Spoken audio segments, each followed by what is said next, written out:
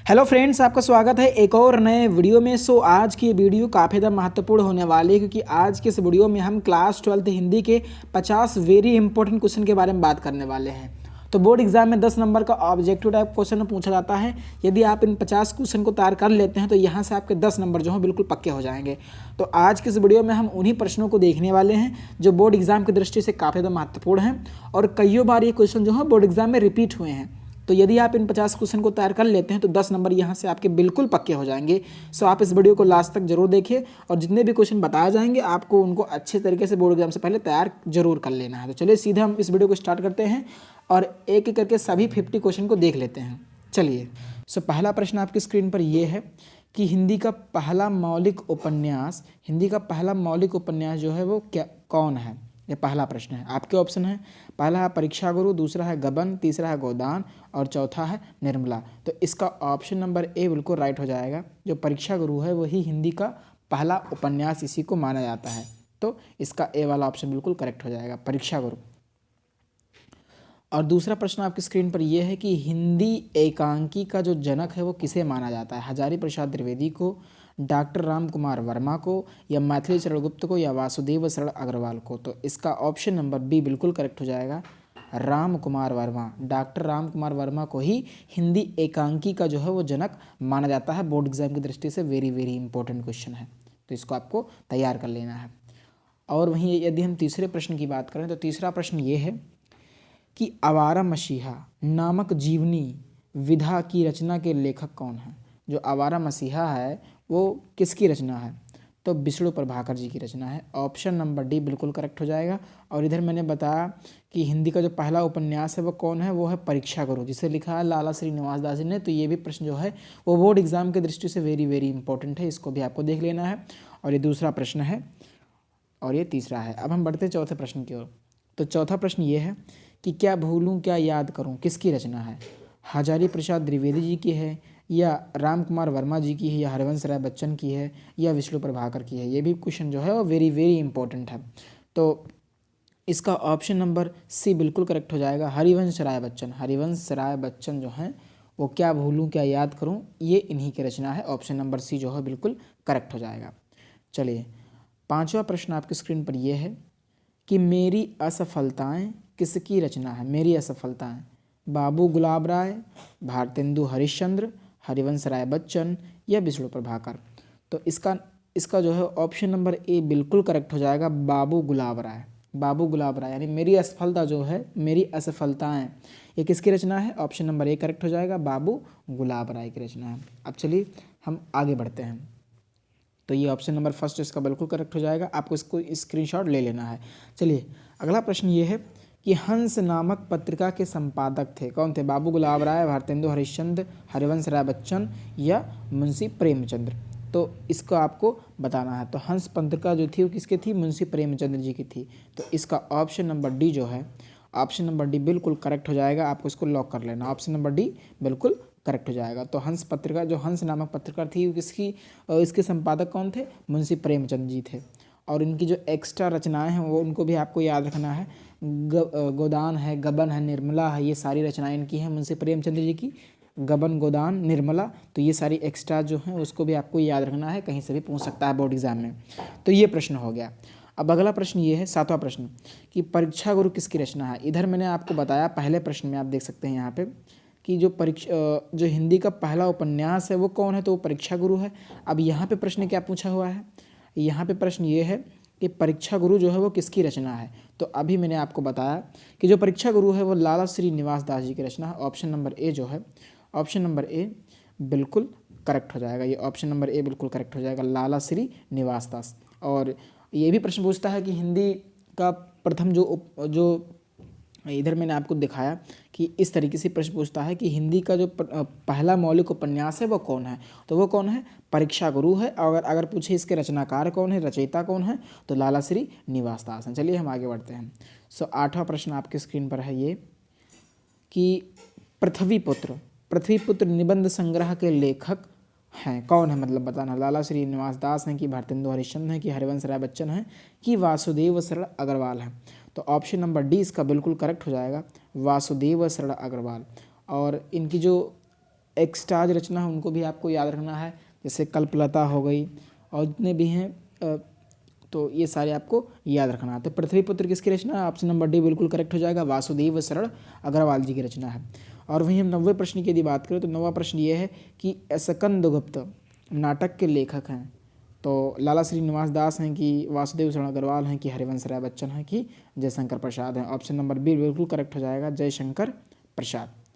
तो ये वाला ऑप्शन बिल्कुल करेक्ट हो जाएगा। इसका भी आपको स्क्रीनशॉट ले लेना। ये काफ़ी महत्वपूर्ण है जो मैं प्रश्न बता रहा हूँ, ये बोर्ड एग्जाम में कई बार रिपीट किए हुए हैं, वही प्रश्न मैंने इस वीडियो में लिया है। तो आपको इन सारे प्रश्नों को तैयार कर लेना है, एक को छोड़ना नहीं है। चलिए 10वां प्रश्न ये है कि कल्पलता निबंध संग्रह के लेखक कौन है? तो अभी मैंने आपको बताया, ऑप्शन नंबर डी इसका बिल्कुल करेक्ट हो जाएगा, वासुदेव शरण अग्रवाल। कहीं से भी प्रश्न जो है बोर्ड एग्जाम में पूछा जा सकता है, तो आपको मिस नहीं करना है। आप चलिए आगे बढ़ते हैं। अगला प्रश्न ये है कि कवि वचन सुधा नामक पत्रिका के संपादक थे कौन थे? लाला श्रीनिवास दास थे कि भारतेंदु हरिश्चंद्र थे या वासुदेव शरण अग्रवाल थे या जयशंकर प्रसाद थे? ऑप्शन नंबर सी इसका बिल्कुल करेक्ट हो जाएगा, वासुदेव शरण अग्रवाल, भारतेंदु हरिश्चंद्र। और ये प्रश्न जो है वो कईयों बार पूछा गया है कवि वचन सुधा से, तो इसको तो आपको वेरी वेरी इंपॉर्टेंट टिक ही कर लेना है, इसको तो आपको नोट ही कर लेना है, कवि वचन सुधा। ऐसे प्रश्न जो है आप प्रीवियस ईयर क्वेश्चन पेपर उठाएंगे तो आपको ये प्रश्न जो है वो मिल जाएगा कहीं ना कहीं। तो ये प्रश्न जो है वो बहुत ही बार रिपीट हो रहा है लगातार, तो आपको इसको तो जरूर से जरूर तैयार कर लेना है। तो कवि वचन सुधा किसकी रचना, कवि वचन सुधा नामक पत्रिका के संपादक कौन थे? भारतेंदु हरिश्चंद्र थे। ऑप्शन नंबर सी बिल्कुल करेक्ट हो जाएगा। अगला प्रश्न ये है कि शिक्षा का उद्देश्य नामक निबंध जो है वो किसकी रचना है? ऑप्शन नंबर सी इसका बिल्कुल करेक्ट हो जाएगा, डॉक्टर संपूर्णा नंद। ऑप्शन नंबर सी बिल्कुल करेक्ट हो जाएगा। तो ये इन्हीं की निबंध संग्रह थी शिक्षा का उद्देश्य, तो आपको याद रखना है। 13वां प्रश्न ये है कि भारत की एकता के लेखक हैं, तो इसका ऑप्शन नंबर फर्स्ट जो है बिल्कुल करेक्ट हो जाएगा, वासुदेव शरण अग्रवाल। कौन? वासुदेव शरण अग्रवाल हो जाएगा। ऑप्शन नंबर ए इसका बिल्कुल करेक्ट हो जाएगा, ऑप्शन नंबर ए वासुदेव शरण अग्रवाल। तो मैंने बताया, एक कल्पलता बताई और एक भारत की एकता बताई और एक कौन बताई? पृथ्वीपुत्र। तो तीनों रचनाएं आपको इनकी याद रखनी है, तीनों बोर्ड एग्जाम की दृष्टि से काफ़ी ज़्यादा महत्वपूर्ण है और बोर्ड एग्जाम में रिपीट भी हुआ ये सवाल, तो आपको तो याद ही रखना है इसको। चलिए 14वां प्रश्न ये है कि कला और संस्कृति के जो लेखक हैं वो कौन है? तो इसका भी ऑप्शन नंबर जो है वो ए बिल्कुल करेक्ट हो जाएगा, वासुदेव शरण अग्रवाल। तो मैंने 4 रचनाएं इनकी जो है बता दी हैं, कौन कौन सी? एक पृथ्वीपुत्र हो गई, दूसरा कला और संस्कृति हो गई, तीसरा मैंने बताया भारत की एकता, और एक मैंने बताया है तो उसको भी आपको याद रख लेना है। ये चारों जो हैं वो वेरी वेरी इंपॉर्टेंट है बोर्ड एग्जाम की दृष्टि से, तो इनको आपको स्किप नहीं करना है। चलिए आगे बढ़ते हैं। अगला प्रश्न ये है कि इंदुमती कहानी के लेखक कौन हैं? तो इंदुमती कहानी के लेखक कौन है? ऑप्शन नंबर बी बिल्कुल करेक्ट हो जाएगा, Kishori Lal Goswami. Option number B बिल्कुल करेक्ट हो जाएगा। चलिए आगे बढ़ते हैं, ऑप्शन नंबर बी इसका बिल्कुल करेक्ट हो जाएगा। अगला प्रश्न ये है कि बाणभट्ट की आत्मकथा जो है वो किसकी रचना है? बाणभट्ट की आत्मकथा, तो ऑप्शन नंबर डी बिल्कुल करेक्ट हो जाएगा, आचार्य हजारी प्रसाद द्विवेदी जी की रचना है। ठीक, इसको आपको याद रखना है, वेरी वेरी इंपॉर्टेंट है और यहाँ से सवाल कई बार बोर्ड एग्जाम में आया है। या ऐसे पूछ सकता है कि बताइए कि आचार्य हजारी प्रसाद द्विवेदी की कौन सी इसमें रचना है, ऑप्शन दे दिया जाएगा। तो इस तरीके से प्रश्न पूछा जा सकता है। चलिए आगे बढ़ते हैं कि विचार प्रवाह के लेखक कौन है? विचार प्रवाह के लेखक कौन है ये आपको जो है बताना है। तो विचार प्रवाह भी किसकी रचना है? आचार्य हजारी प्रसाद द्विवेदी जी की। आलोक पर्व हो गई, कुटज हो गया, अशोक के फूल हो गया, कौन कौन सी? आलोक पर्व हो गया, कुटज हो गया, अशोक के फूल हो गए, ये सारे इन्हीं की रचनाएं हैं और इनको आपको याद रखना है। चलिए 18वां प्रश्न आपके स्क्रीन पर ये है कि कुटज, मैंने बताया आलोक पर्व कुटज किसकी रचना है? ये सारी रचनाएं किसकी हैं? आचार्य हजारी प्रसाद द्विवेदी जी की रचना है। तो आपको एक तो वासुदेव शरण अग्रवाल हो ही गए, आचार्य हजारी प्रसाद द्विवेदी जी हो गए और सुंदर रेड्डी जी का जो है आपको याद ही रखना है। तो प्रश्न पूछा जा सकता है कि बताइए भाषा और संस्कृति किसकी है, तो आपको याद रखना है। तो इसका कुटज निबंध संग्रह जो है के लेखक कौन है? आचार्य हजारी प्रसाद द्विवेदी जी हैं। ऑप्शन नंबर डी बिल्कुल करेक्ट हो जाएगा। आनंद कंदाबनी पत्रिका का संपादन करते थे, कौन करते थे? तो इसका ऑप्शन नंबर डी बिल्कुल करेक्ट हो जाएगा, बद्री नारायण चौधरी प्रेमघन, बद्री नारायण चौधरी प्रेमघन, ऑप्शन नंबर जो डी है वो बिल्कुल करेक्ट हो जाएगा। चलिए 20वां प्रश्न आपकी स्क्रीन पर यह है कि ब्राह्मण पत्रिका के संपादक कौन थे? वासुदेव श्री अग्रवाल, प्रताप नारायण मिश्र, बालकृष्ण भट्ट या Badri Narayan Chaudhary Premghan. Option number B बिल्कुल करेक्ट हो जाएगा, Pratap Narayan Mishra, Pratap Narayan Mishra, option number B बिल्कुल करेक्ट हो जाएगा। चलिए आगे बढ़ते हैं। तो इसका ऑप्शन नंबर डी जो है बिल्कुल करेक्ट हो गया है। अब हम आगे बढ़ते हैं। तो हमारे सामने 21वां प्रश्न ये है कि हिंदी प्रदीप के संपादक थे, कौन थे हिंदी प्रदीप के संपादक? तो इसका जो ऑप्शन नंबर सी है वो बिल्कुल करेक्ट हो जाएगा, Balkrishna Bhatt, Balkrishna Bhatt, option number C बिल्कुल करेक्ट हो जाएगा। चलिए आगे बढ़ते हैं। बालकृष्ण भट्ट हो जाएगा option number C, option number C इसका बिल्कुल करेक्ट हो जाएगा, बालकृष्ण भट्ट। चलिए आगे बढ़ते हैं। तो ये हो गया मेरा 21वां प्रश्न। अब हम बढ़ते हैं 22वें प्रश्न की ओर। तो ये हो गया मेरा 21वां प्रश्न। अगला प्रश्न कि क्या भूलूं क्या याद करूं, क्या भूलूं क्या याद करूं जो है, क्या भूलूं क्या याद करूं, ये रचना की विधा क्या है? आत्मकथा है या निबंध है या उपन्यास है या डायरी है या क्या है? तो क्या भूलूं क्या याद करूं ये हरवंश राय बच्चन जी की क्या है? एक रचना है। और वहीं पूछिए इसकी विधा क्या है, मतलब कौन सी विधा है? तो इसकी विधा जो है वो क्या है? ये आत्मकथा है। ये क्या है? एक आत्मकथा है। तो ऑप्शन नंबर ए जो है वो बिल्कुल करेक्ट हो जाएगा, आत्मकथा।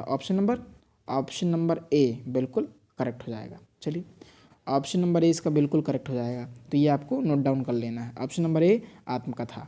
चलिए 23वां प्रश्न ये है कि मेरी असफलताएं जो है वो किस विधा की रचना है? मेरी असफलताएं, तो वो भी एक क्या है? आत्मकथा ही है। और अगर पूछे ये किसकी रचना है तो बाबू गुलाब राय की है। किसकी है? बाबू गुलाब राय की है। ये आपको याद रखना है। चलिए 24वां प्रश्न ये है कि सरदार पूर्ण सिंह जो है वो किस युग के लेखक हैं? भारतेंदु युग के, कि द्विवेदी युग के, कि छायावादी युग के, कि प्रगतिवादी युग के? कई बार ये क्वेश्चन पूछा गया है सरदार पूर्ण सिंह से कि ये किस युग के कवि हैं। तो ये किस युग के कवि हैं? तो ऑप्शन नंबर 20 का बिल्कुल करेक्ट हो जाएगा, द्विवेदी युग के हैं। किस युग के हैं? द्विवेदी युग के हैं। ऑप्शन नंबर बी बिल्कुल करेक्ट हो जाएगा। चलिए अब बढ़ते हैं हम अगले प्रश्न की ओर। तो अगला प्रश्न ये है कि अशोक के फूल जो है वो किसकी रचना है? तो अशोक के फूल आपको पता ही होगा, इसका आपको जवाब कमेंट बॉक्स में बताना है कि ये किसकी रचना है, अशोक के फूल। तो पीछे हमने 25 गद्य के जो वेरी इंपॉर्टेंट क्वेश्चन है वो मैंने आपको बताएं। अब हम यहाँ से स्टार्ट करते हैं पद्य के 25 वेरी इंपॉर्टेंट क्वेश्चन। तो गद्य का आपका हो गया, अगर आप ये 25 क्वेश्चन को तैयार कर लिए हैं तो यहाँ से आप गद्य में जो 5 नंबर है बिल्कुल पक्का हो जाएगा। अब हम पद्य से लेते हैं 25 वेरी इंपॉर्टेंट क्वेश्चन। तो चलिए एक एक करके सभी को देखते हैं। सो पहला प्रश्न आपकी स्क्रीन पर ये है कि तार सप्तक का प्रकाशन वर्ष। ये क्वेश्चन जो है वो वेरी इंपॉर्टेंट है। कई बार बोर्ड एग्जाम में क्वेश्चन जो है वो रिपीट हुआ है कि तार सप्तक का प्रकाशन वर्ष क्या है।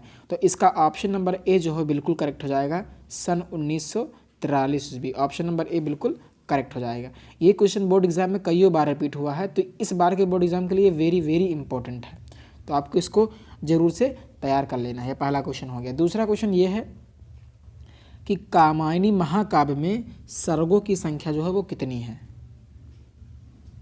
ये क्वेश्चन भी वेरी इंपॉर्टेंट है। तो कामायनी महाकाव्य में सर्गों की संख्या कितनी है? 15 है। कितनी है? 15 है, जो कि इस ऑप्शन में नहीं दिया हुआ है, तो आपको करेक्ट कर लेना है। तो ये 5 लिख गया, यहाँ 15 होना चाहिए था। तो कामायनी महाकाव्य में सर्गों की संख्या कितनी है? 15 है। ये आपको याद रखना है। टोटल 15 सर्ग हैं, तो ये आपको स्क्रीनशॉट ले लेना है इसका। तो ये दूसरा क्वेश्चन हो गया। तो कामायनी महाकाव्य में सर्गों की संख्या कितनी है? तो 15 है।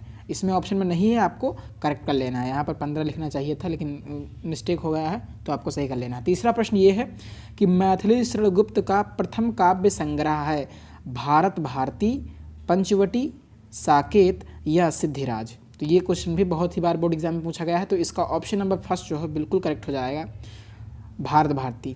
भारत भारती जो है वो मैथिली शरणगुप्त की प्रथम क्या है? काव्य संग्रह है। ऑप्शन नंबर ए बिल्कुल करेक्ट हो जाएगा।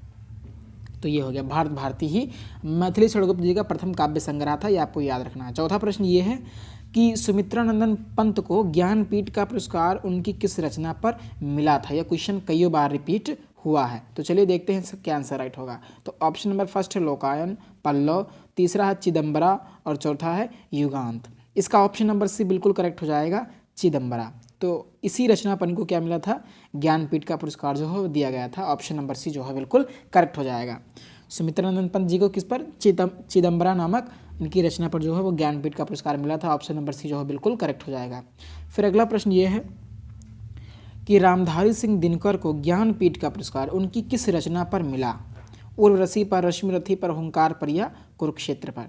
तो इसका ऑप्शन नंबर जो फर्स्ट वाला है, ऑप्शन नंबर फर्स्ट उर्वशी बिल्कुल करेक्ट हो जाएगा।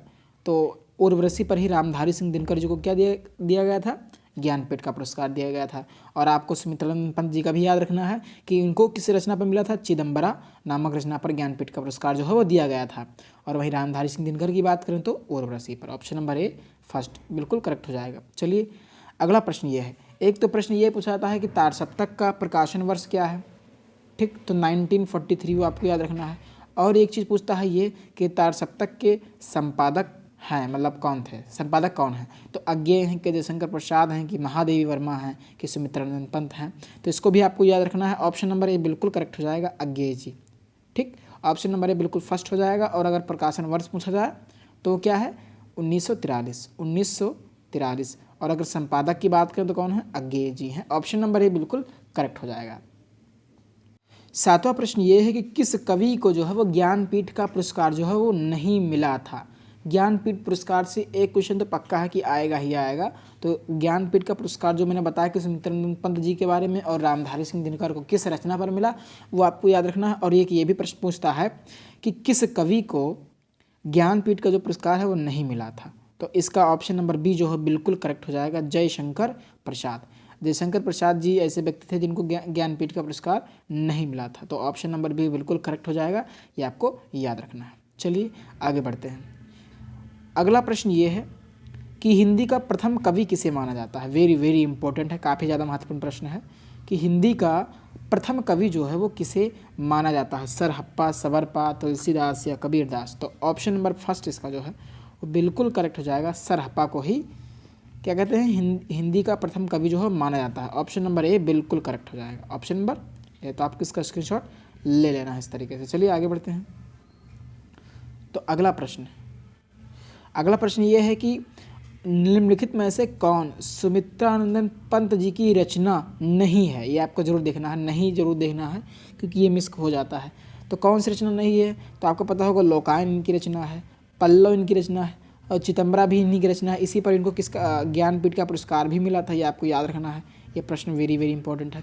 तो प्रश्न ये पूछ रहा है कि कौन सी जो रचना है वो सुमित्रानंदन पंत जी की नहीं है? तो ऑप्शन नंबर ए बिल्कुल करेक्ट हो जाएगा, भारत भारती। ये किसकी रचना है? मैथिली शरण गुप्त जी की रचना है, ये आपको याद रखना। ऑप्शन नंबर ए बिल्कुल करेक्ट हो जाएगा। तो यहाँ से इस तरीके से भी प्रश्न जो है वो पूछा जाता है बोर्ड एग्जाम में कि कौन सी रचना जो है वो नहीं है। तो इस तरीके के प्रश्न को आप तभी कर पाएंगे जब आपको इनकी सारी रचनाएं जो है वो पता होंगी। तो आपको हर कवि और लेखक की रचना अच्छे से याद होनी चाहिए, तभी आप ये वाला क्वेश्चन कर पाएंगे, अदरवाइज नहीं कर पाएंगे। तो भारत भारती किसकी है? मैथिली शरण गुप्त जी की है, सुमित्रानंद पंत की नहीं है। तो इसका ऑप्शन नंबर फर्स्ट जो है बिल्कुल राइट हो जाएगा। तो यही पंत जी की जो रचना है वो नहीं है, option number A first correct हो जाएगा। फिर अगला प्रश्न वेरी वेरी इंपॉर्टेंट है कि हिंदी साहित्य के किस काल को स्वर्ण काल कहा जाता है? भक्ति काल, आदि काल, रीति काल या आधुनिक काल? तो इसका ऑप्शन नंबर फर्स्ट बिल्कुल करेक्ट हो जाएगा, भक्ति काल। किस काल को? भक्ति काल को हम हिंदी साहित्य के इतिहास में, हिंदी साहित्य के मतलब भक्ति काल को ही हिंदी साहित्य में स्वर्ण युग कहा गया, स्वर्ण काल कहा गया, गोल्डन पीरियड कहा गया है। ऑप्शन नंबर फर्स्ट बिल्कुल करेक्ट हो जाएगा, भक्ति काल। चलिए 11वां प्रश्न देख लेते हैं। 11वां प्रश्न ये है कि आंगन के पार द्वार किसकी रचना है? अज्ञेय, जयशंकर प्रसाद, महादेवी वर्मा या अयोध्या सिंह उपाध्याय, हरिऔध? तो आंगन के पार द्वार ये काफ़ी प्रसिद्ध रचना है, किसकी रचना है? अज्ञेय जी की रचना है। ऑप्शन नंबर फर्स्ट जो है वो बिल्कुल करेक्ट हो जाएगा, ऑप्शन नंबर फर्स्ट अज्ञेय। ये आपको याद कर लेना, ऑप्शन नंबर फर्स्ट इसका बिल्कुल करेक्ट हो जाएगा। तो आंगन के पार द्वार किसकी रचना है? अज्ञेय जी की रचना। चलिए बढ़ते हैं 12वें प्रश्न की ओर। 12वां क्वेश्चन ये है कि लहर के रचनाकार हैं अज्ञेय जी हैं, जयशंकर प्रसाद जी हैं, महादेवी वर्मा जी हैं या अयोध्या सिंह उपाध्याय, हरिऔध जी हैं? इसका ऑप्शन नंबर बी बिल्कुल करेक्ट हो जाएगा, जयशंकर प्रसाद जी की रचना। ऑप्शन नंबर बी बिल्कुल करेक्ट हो जाएगा, जयशंकर प्रसाद। तो ये इन्हीं की रचना है। और बाकी इनकी जो एक्स्ट्रा रचना है, जो और इनकी रचना उनको भी आपको जो है वो याद रखना है। तो ऑप्शन नंबर बी बिल्कुल करेक्ट हो जाएगा, जयशंकर प्रसाद। 13वां प्रश्न ये है कि कामायनी किसकी रचना है?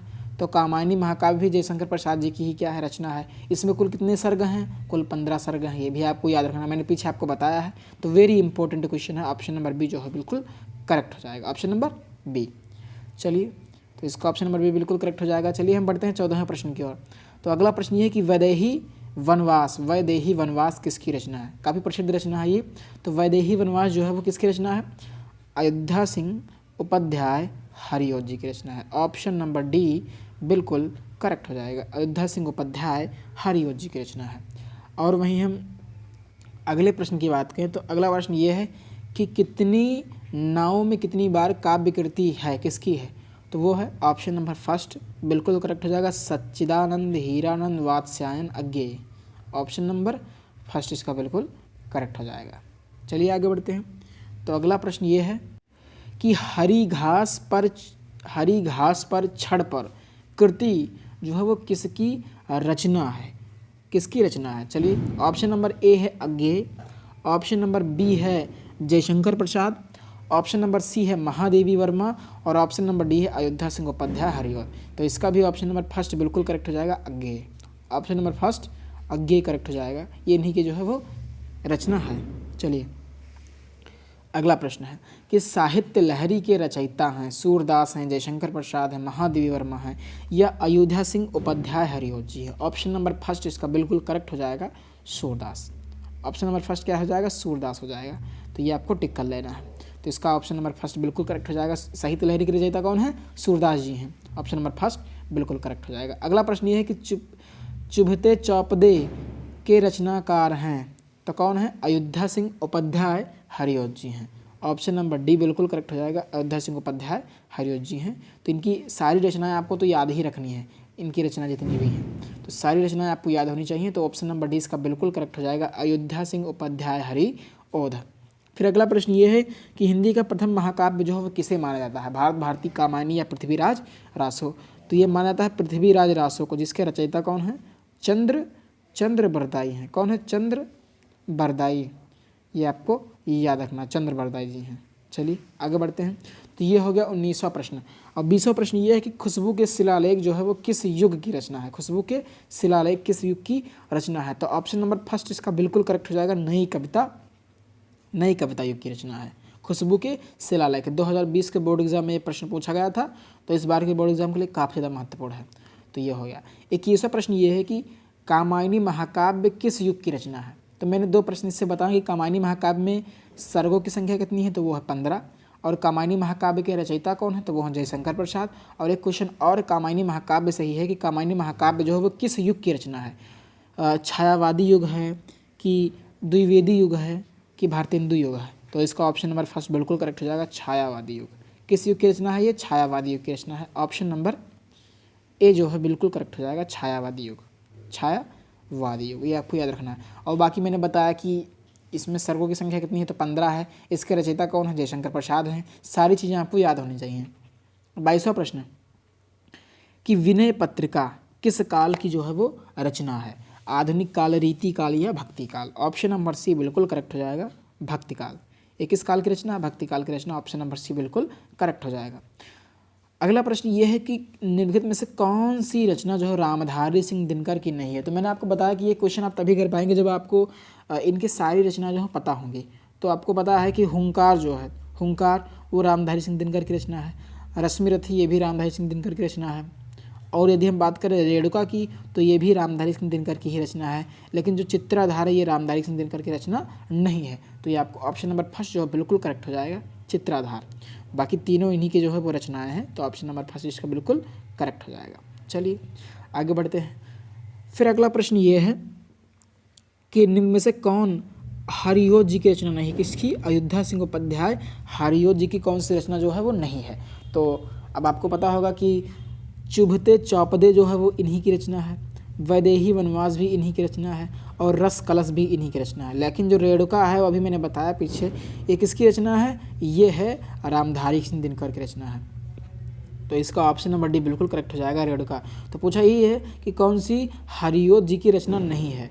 तो ये तीनों हैं, बाकी ये चौथा नहीं है। ये चौथा किसकी है, ये चौथा है रामधारी सिंह दिनकर जी की है। चलिए अंतिम प्रश्न ये है कि निर्मला जो है वो किसकी रचना है। निर्मला काफ़ी प्रसिद्ध है। तो ये मुंशी प्रेमचंद्र जी की रचना है।